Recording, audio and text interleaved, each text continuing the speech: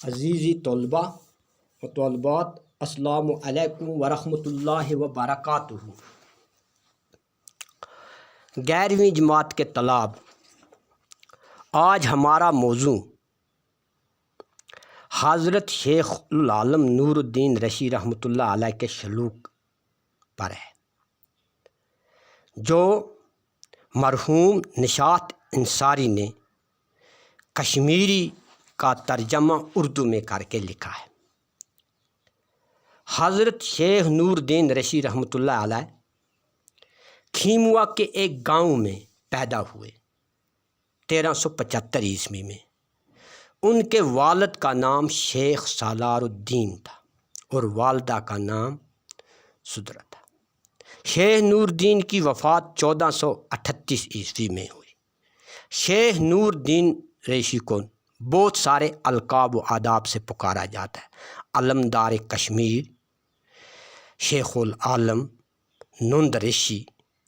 نند کے معنی خوبصورت اور اچھی خوبیوں کا مالک ہے۔ شیخ العالم ایک اعلیٰ پائے کے شاعر تھے۔ آپ کے بہت سارے قول مشہور ہیں جو لوگوں کے زبانوں پر ہیں اور سینہ بسینہ وہ چلتے رہتے ہیں۔ آپ کا ایک قول ہے، ان پوش تل یل ون پوش، یعنی خوراک تب ہی حاصل ہوتی رہے گی جب تک جنگل موجود رہیں گے، جنگلات موجود رہیں گے۔ اس موضوع پر آج بڑے بڑے سیمینار یونیورسٹیوں میں اور باقی جگہوں پر ہوا کرتے ہیں۔ شیخ العالم دنیا میں بہت بڑے عالم اور رشی گزرے ہیں۔ انہوں کو بڑے بڑے القاب و آداب سے نوازا گیا ہے، جانا جاتا ہے۔ ان کے شاعری میں اسلام، اخوت، بھائی چارہ، انسان دوستی، سادگی، عبادت الہی، رواداری کا پرچار ہر جگہ نظر آتا ہے۔ شیخ العالم کا ترجمہ ان کے سلوک کا نشاط انصاری نے کیا۔ نشاط انصاری کشمیر کے ایک مشہور اور نامور شاعر تھے جو بارہمولہ دلنا کے گاؤں میں 1930 میں پیدا ہوئے تھے اور 2000 عیسوی میں انہوں نے وفات پائی۔ ان کو 3 زبانوں پر دسترست حاصل تھی، اردو، فارسی اور کشمیری زبان پر۔ انہوں نے شیخ العالم کے 260 اشعار کا اردو ترجمہ کیا ہے، جس کو دلی ساہتیہ اکیڈمی نے 1995 میں کتابی شکل میں شائع کیا اور اس کا نام سلسبیل رکھا گیا ہے۔ تو آج ہم شیخ العالم کے کلام پڑھیں گے، تو جس میں پہلے وہ اللہ کی قدرت بیان کرتے، اللہ کی شان، اللہ کی بڑائی، اللہ کی کبریائی بیان کرتے ہیں۔ تو میں آپ کے سامنے پہلے اللہ کی قدرت۔ کھانڈ گنے کو دیا ہے اور مگس انگبیں، تیڑی میرے تاک کو انگور کے گچھے دیے، تیری اس قدرت پہ صدقے جاؤں اے پروردگار، آہو کو بخشی ہے کستوری کی تھیلی عنبریں، آہو کو بخشی ہے کستوری کی تھیلی عنبریں۔ شاعر فرماتے ہیں کہ اے اللہ، تیری قدرت کی شان کیا میں بیان کر سکوں۔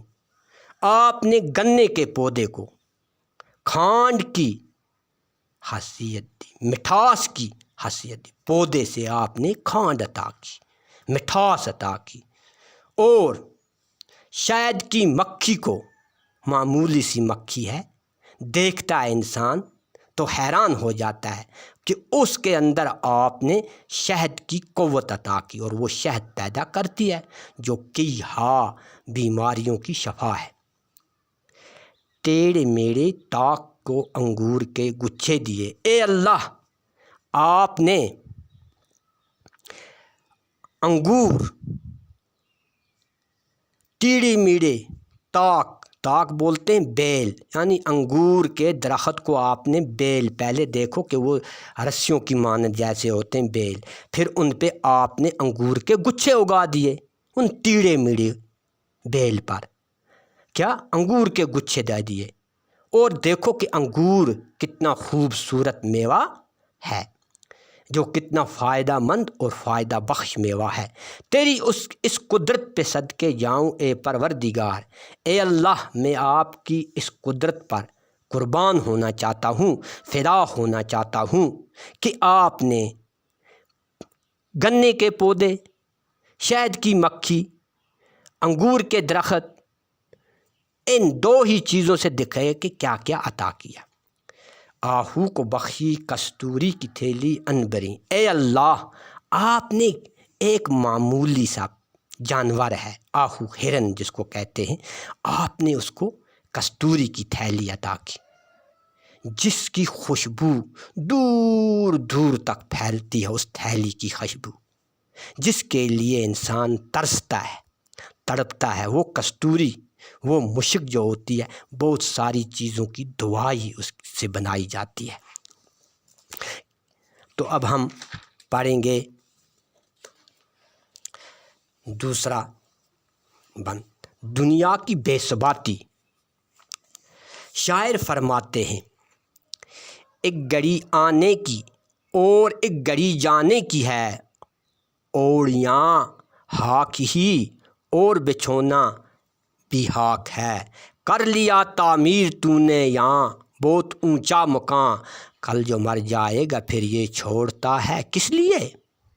شاعر شیخ العالم دنیا کی بے ثباتی بیان کرتے ہیں، کہتے ہیں کہ یہ دنیا، گھڑی بولتے ہیں وقت کو، اس دنیا میں ایک وقت انسان آتا ہے، آنے کا ہے، اور اچانک اس دنیا سے رخصت ہونا ہو جاتا ہے، اور ایک گھڑی جانے کی ہے، یعنی یہ دنیا فانی ہے،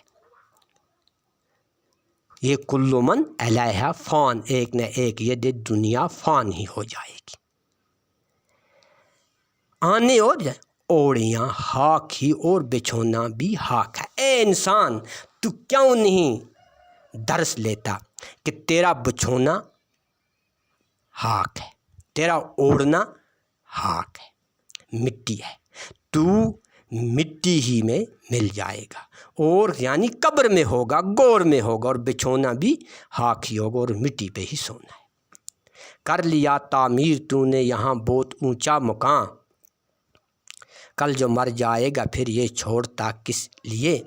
اے انسان تو سبق نہیں حاصل کرتا، اے انسان تو سوچتا نہیں ہے۔ بنی نوح انسان کی طرح مخاطب ہو کر فرماتے ہیں، کیا آپ جب اس دنیا سے رخصت ہو جاؤ گے تو جو آپ نے یہ اونچے محلات بنائے ہیں یہ آپ کو یہاں ہی چھوڑ کر جانا ہے۔ شاعر خبردار کرتے، جو یہاں بڑے بڑے مکان تعمیر کرتے ہیں وہ موت کے بعد اپنی دولت اور مکانات و محلات یہیں چھوڑ جاتے ہیں۔ اب ہم تیسرا پڑھیں گے، کل تجھے دفنائیں گے زیر زمین، کل تجھے دفنائیں گے زیر زمین، کوئی بھی وہاں ساتھ آئے گا نہیں، وہاں اکیلے ہی بھگتنا ہے تجھے، اے میری جان اے میری جان باز آ۔ فرماتے ہیں کہ اے انسان تجھے زمین کے اندر دفن کیا جائے گا، زیر معنی نیچے، زیر کی ضد ہے زبر، زبر معنی اوپر، زیر معنی نیچے، زمین کی ضد ہے فلک۔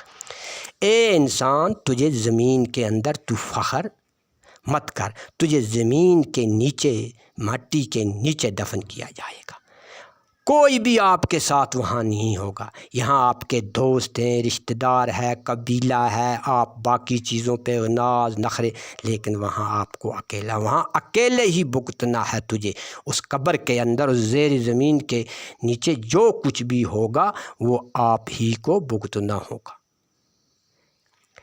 اے میری جان اے میری جان باز آ، چونکہ اصلی صورتحال یہ ہے کہ اس لیے کہ اے انسان تو باز آ جا، دنیا کی تمناؤں سے، دنیا کی لالچوں سے برائیاں چھوڑ دے، برائیاں چھوڑ کے آپ پلٹ کر واپس آ جاؤ نیکی کی طرف اور خدا کے بتائے ہوئے راستے کی طرف چل، اہدنا الصراط المستقیم کے راستے کی طرف جا، فرماتے ہیں شیخ العالم۔ اب ہم اگلا پڑھیں گے، یعنی مٹی۔ ذات حق نے خاک سے آدم کو پیدا کر دیا، خاک ہی سے گھر بنے اور ساز و سامان بھی بنا، نعمتیں بھی خاک ہی سے پاتی ہیں اپنا وجود، نعمتیں بھی خاک ہی سے پاتی ہیں اپنا وجود، خاک ہی کے برتنوں میں پکتی ہیں سب نعمتیں، جان نکل کر جسم پھر مل جائے گا مٹی کے ساتھ، ایسے میں مٹی ملے گی پھر اسی مٹی کے ساتھ۔ یہاں پر شیخ العالم رحمۃ اللہ علیہ فرماتے ہیں کہ آدم علیہ السلام کو انسان کیا مٹی سے پیدا کیا، یعنی انسان کو اشارن کہتے ہیں۔ ذات حق نے، اللہ کی ذات نے آدم کو مٹی سے پیدا کیا ہے، یعنی انسان کو پیدا کیا خدا نے، اور اسی مٹی سے مکان تعمیر ہوئے اور دوسرے ساز و سامان بھی مٹی ہی سے مرہون منت ہیں، یعنی اسی مٹی سے ہم بہت باری ساری نعمتیں حاصل کرتے ہیں، یعنی اسی میں سے ہمیں ہیرے بھی ملتے ہیں، جواہرات بھی ملتے ہیں، فولاد بھی ملتا ہے، لوہا بھی ملتا ہے، لیکن پھر یہ کسی انہی چیزوں میں پائے جاتے ہیں۔ پھر کیا ہے؟ نعمتیں بھی خاک ہی سے پاتی ہیں اپنا وجود، اے انسان، اے بنی نو انسان، یہ تمام چیزیں مٹی سے ہی حاصل ہوتی ہیں، یعنی ان نعمتوں کا انسان اگر ذکر کرے تو انسان کی زبان ادا ہی نہیں کر سکتی ہے۔ کیا کب تک انسان اللہ کی نعمتیں جٹلاتا رہے گا؟ پھر کیا ہے؟ ان نعمتوں کے بارے میں شاعر فرماتے ہیں کہ یہ تمام نعمتیں جو ہمیں اللہ تعالیٰ نے عطا کی ہیں، یہ ہمیں مٹی سے عطا کی ہوئی ہیں۔ پھر کیا لکھتے ہیں آگے؟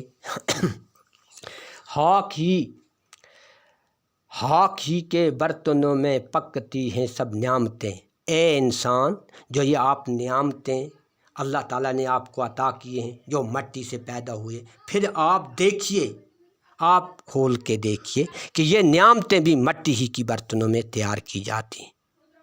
پھر اس کے بعد لکھتے ہیں شاعر، دنیا کی لافانیت کی طرف، یعنی بے ثباتی کی طرف، جان نکل کر جسم پھر مل جائے گا مٹی کے ساتھ۔ جس وقت انسان کے جسم سے روح پرواز کر جاتی ہے، جان نکل جاتی ہے، موت آ جاتی ہے، تو پھر یہ دوبارہ اسی مٹی میں داخل ہو جائے گا، اسی مٹی میں مل جائے گا، ایسے میں مٹی ملے گی پھر اسی مٹی کے ساتھ۔ اب اس کے جسم کے ساتھ تشبیہ دیا، اے انسان تیرا جسم جو مٹی سے، کیونکہ پہلے دیا ہے ذات حق نے خاک سے آدم کو پیدا کر دیا تھا، اب لکھا ہے ایسے میں مٹی ملے گی پھر اسی مٹی کے ساتھ، اور آپ کا جسم دوبارہ اسی مٹی کے ساتھ مل جائے گا، مرنے کے بعد یہ جسم خاک میں مل جائے گا، گویا مٹی پھر مٹی کے ساتھ مل جاتی ہے، یعنی انسان مٹی سے بنا ہوا ہے اور واپس بھی مٹی ہی میں مل جائے گا۔ اب مشکل الفاظ کے معنی، مغز شہد کی مکھی کو بولتے ہیں،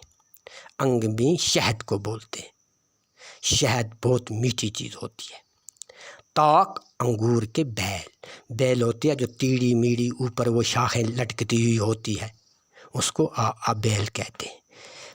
آہو ایک جانور ہے، جنگلی جانور جس کو ہرن کہا جاتا ہے،